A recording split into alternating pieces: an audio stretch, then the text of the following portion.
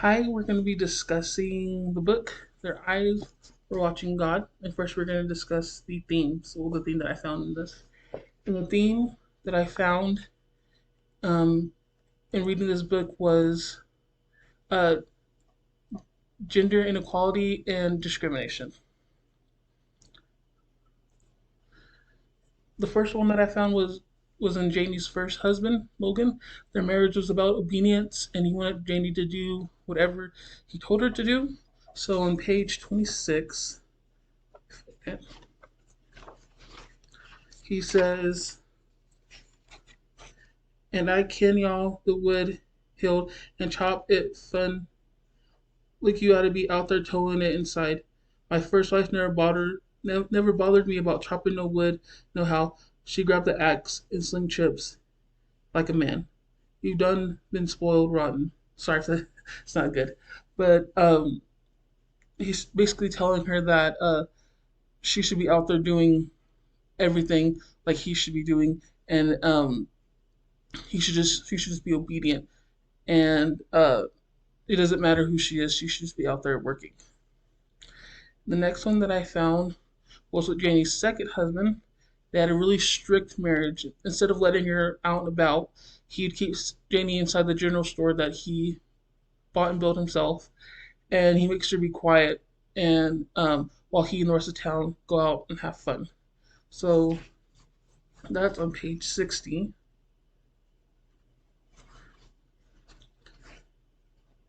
He says, "What you telling them fasten for, Jody?" Jane asked in surprise. "'Cause I want nobody here looking after the store. I'm gonna be dragged out myself. Ain't nothing so important I gotta do today, Jody. How come I can't go out with you and be dragged out?" Joe was struck what Joe was struck speechless for a moment. "Why, Janie, you wouldn't be seen out dragged out, would ya? Would and everybody any and anybody passing and shoving with no manners? No, no. Would you be there with me, wouldn't ya? That's right. But I'm a man if I was be mayor. But the mayor's wife should be something different." So basically, he's saying he doesn't want her out there with the trashy people and stuff, but in reality, he just wants her stuck in the store, and he doesn't want her to be out and about. He thinks that she should be quiet, basically be seen and not heard, and be a good wife and run the store, kind of like the first husband. Just be quiet and just do what she is told to do, just because she's a woman. The second part is discrimination. Um, After Janie's husband Jody dies, she goes and marries Tea Cake, and while they're there, she runs into Miss Turner, who is a black woman. However, she has very light colored skin, so you can almost pass her as white. But and because of this, she complains about being around black people all the time and doesn't understand why she must be around them. And she calls them um, loud and noisy and kind of ghetto and stuff. So that's on page 141.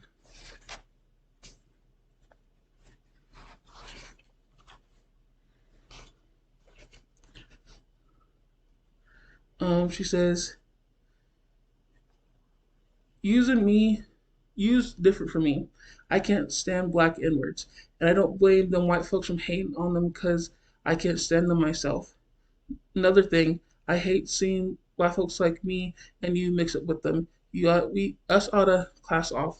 So she's basically saying because her and Janie have lighter skin that they should be in a different class of themselves. And another one was Mrs. Turner tries to get Janie to marry her light skinned brother, and that's on another page.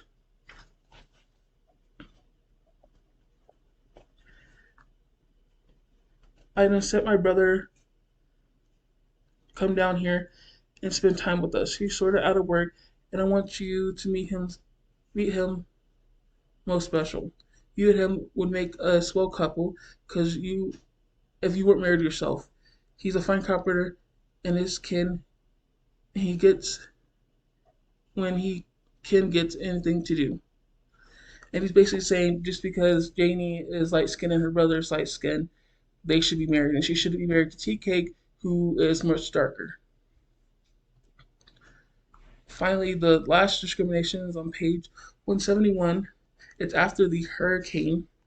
Tea Cake is forced to go out and bury bodies, and in there's two holes. One of the holes is for the black people; they're just thrown in there, and another hole is for the white people. And basically, what they want them to do is separate them because the white people are going to get uh, not really fancy boxes, but we'll get coffins meant for them, but the black people aren't going to get any coffins meant for them. And it says, got orders from got orders from headquarters. They making coffins for all the white folks. Ain't nothing but cheap pine, but it's better than nothing. Don't dump no white folks in the hole just so. What about the colored folks? Got box for them too? Nope, can't find enough for them to go around. Just sprinkle plenty of lime, quick lime over them and cover them. Finally, the importance of this book to American literature is the trials and tribulations that Janie goes through. She's put through a lot with her first two husbands and then with her third husband. And then throughout the book, you see self growth. She learns to get her confidence back when she marries her third husband, and she's able to be proud about herself and love her body, especially her hair. And then the last thing that is important is that it's written by a black woman, by Zora Neale Hurston.